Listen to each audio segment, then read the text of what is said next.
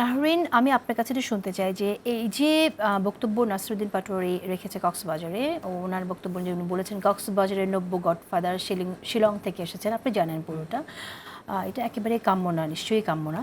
কিন্তু এর প্রেক্ষিতে আমরা ভাঙচুরও দেখলাম। তো ওই যে যে কথাটা আমরা শুনছিলাম যে ভায়োলেন্সের দিকে আমরা যাচ্ছি, সেটা কি কাছাকাছি চলে এসছে কিনা, এবং মানে রিয়াকশনটা এভাবেই হওয়া জরুরি ছিল কিনা, অন্যভাবে রিয়াকশনটা দেওয়া যেত কিনা? অফকোর্স মানে দেয়া তো যেত, কিন্তু আপনি যদি কনফ্লিক্ট এসকালেশন মডেল বলে একটা মডেল আছে, গ্লাস নামের একজন বলেছেন যে কনফ্লিক্ট তো এসকালেট করে, তাই না? প্রথমে থাকে হচ্ছে উইন উইন সিচুয়েশন, তারপর উইন লুজ, তারপর লুজ লুজ সিচুয়েশন। তো যে ব্যক্তিটির কথা আপনি বললেন যে নাসির পাটোয়ারি, উনি কিন্তু এনসিপির একজন মহানায়ক, তাই না? মানে ওই যে মাস্টার মাইন্ড, আজকে আবার আপনি শুনেছেন যে রেসকোর্স, মানে হ্যাঁ, ওনাকেও মাস্টার, মানে কত মাস্টার মাইন্ড পেলে যে আমাদের জীবনটা মানে ধন্য হবে আমি ঠিক জানি না। তো উনিও আসলে এনসিপির খুব বড় একজন নেতা।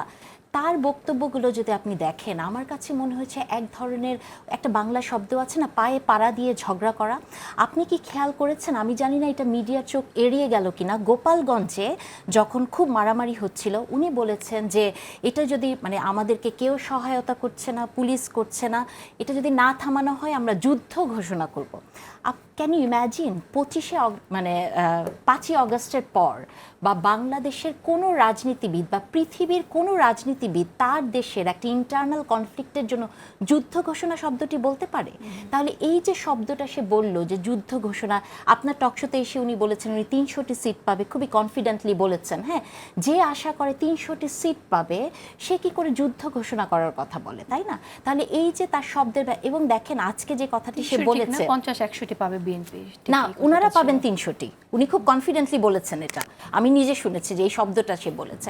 আজকে দেখেন উনি ওখানে 400 আসনের মধ্যে, হ্যাঁ, তো উনি ওখানে আজকে যখন সালাউদ্দিন সাহেবকে বলছিলেন গডফাদার, শামীম ওসমানের নাম উচ্চারণ করেছেন।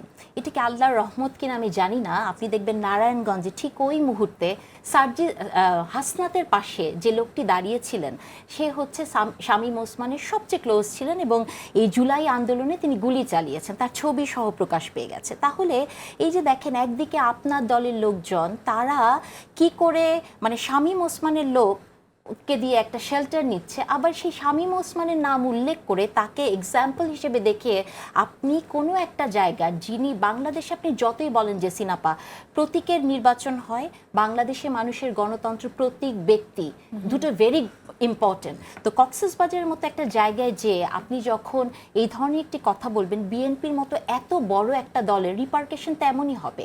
যেমন রনি যে কথাটি বলছিল যে কম মানুষকে রাজনীতি করতে হবে, আমি মনে করি যে এখন পর্যন্ত এটা আমাদের একটা স্বপ্নের জায়গা, আমরা সবাই তাই চাই, কিন্তু এই মুহূর্তে বাংলাদেশের যে রাজনৈতিক অবস্থান তাতে এটা একটি ইউটোপিয়ান চিন্তা।